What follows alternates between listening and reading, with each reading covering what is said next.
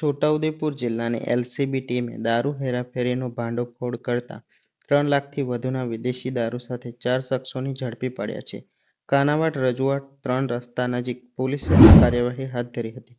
પોલીસને મળેલી ગુપ્ત માહિતીના આધારે અતુલ શક્તિ નામના થ્રી-વ્હીલરના છકડા અને સ્કૂટી પર નજર રાખવામાં આવી હતી. તપાસ દરમિયાન છકડાના પાછળના ભાગમાં બનાવેલા ગુપ્ત ચોરખાનામાં વિદેશી દારૂ છુપાવી મળી આવ્યો હતો, જ્યારે સ્કૂટર પર છૂટી બોટલો ભરેલી થેલીઓ મળી આવી હતી.